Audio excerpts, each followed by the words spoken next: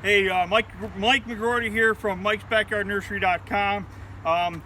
Today I want to do a video. I'm going to show you, earlier this spring we did a video on pruning some Gold Coast juniper liners that we got, and they were kind of tall and scraggly, and people asked me, they wanted to see kind of an after picture after we pruned them. So we're going to do a video on that, and then I will, so it all makes sense, I'm going to put a link right below this video, right down there below Finnegan's feet here. You can click on that link and I'll put all this on one page, so it kind of makes more sense because this is like the second half of a different video.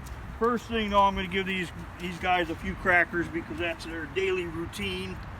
Fergus. Finnegan likes them this way. What? There's no cracker up there. You cheated. Here, buddy.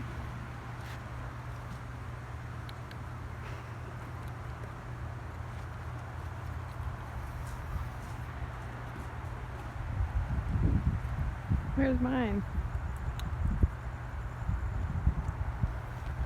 Last one.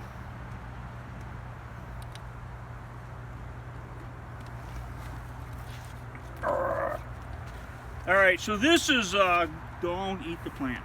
This is a Gold Coast juniper, and again, I'm going to put some still pictures on that page, and then I've got still pictures from this spring.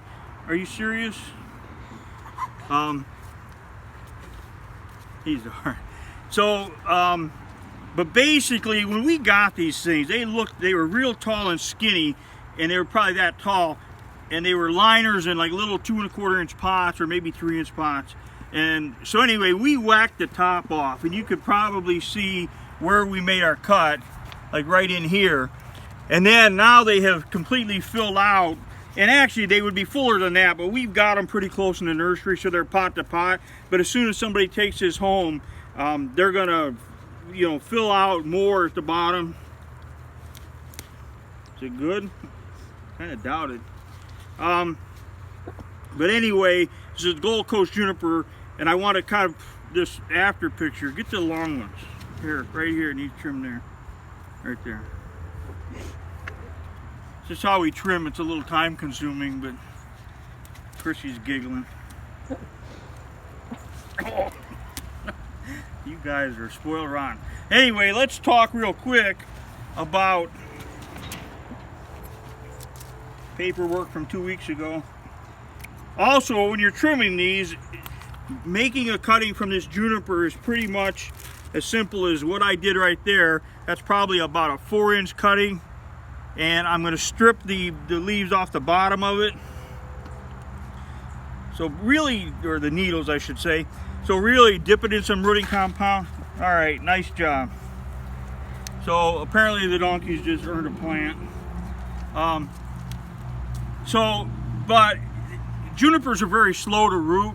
Typically I'll stick them in, July or August, and then we mist them, and then but it really takes them 8 to 10 months to really get any kind of roots. But nonetheless, that's part of what I teach people of loading up the seat of the Ferris wheel, the seats of the Ferris wheel, because even though it's going to take them 8 or 10 months, stick 300 or 400 of them. 8 or 10 months from now, you're going to have hundreds of rooted cuttings of this Gold Coast juniper. So we do that with pretty much everything. It's kind of a stick them and forget them thing with me. I stick them and then we forget about it and go on to something else, and eventually you end up with a nursery full of plants. So all right, so one's eating a plant, the other one's eating a potting soil. All right, so another thing that people have been asking me about is, this is kind of crazy including this in the same video, but it came up, so I'm going to throw it in here. This is an Annabelle Hydrangea cutting. We did these this spring. That cutting is also probably about 3 inches long with these big leaves. Now, normally I do these as hardwood cuttings, so typically after they go dormant, which is usually middle of November, Thanksgiving, after we get a good hard freeze that knocks all the leaves off. But I did all of mine there, and I'm just going to remove those leaves. I did all of mine in I got all kinds of crazy stuff in my pocket.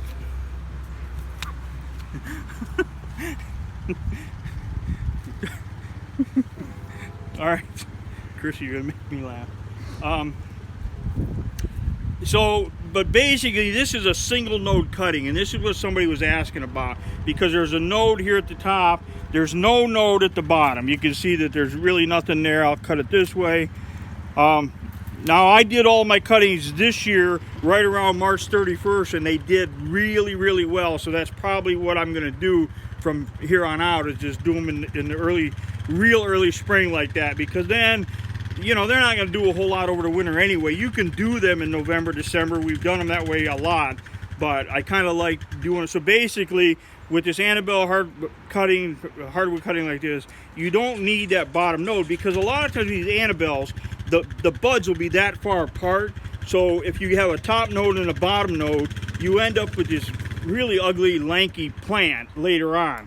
So if you stick it like this, right into that rooting medium like that, it's going to root. Even though there's no node here, it's going to root along the stem. So that's a single node cutting of Annabelle Hydrangea.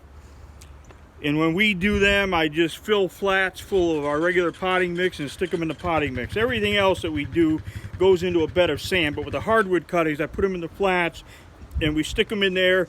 And then, like I said, I did a March 31st, and we just put the flats over in an area that gets watered probably once a day as needed. So they don't get a lot of water. We don't, you know, in the spring we'll probably water them a little bit, but usually once a day is all they get, and they root really well. And we do the Annabelle Hydrangea, purple flower sand cherry, rose of Sharon. What else do we have in hardwood? Dappled willow, any golden curls willow. That's probably all we do, but there's a ton. All the willows and a lot of things will do well as hardwoods, but everything else that I grow does well as softwood, so we do them that way. So anyway, Annabelle Hydrangea, single node cutting, Gold Coast Juniper, wherever that's at. So anyway, hey, Mike McGrory from mikesbackyardnursery.com. Click on the link below the video. When I get it posted, I'll put a link to the page so all this makes a little bit of sense. So anyway, have a great day.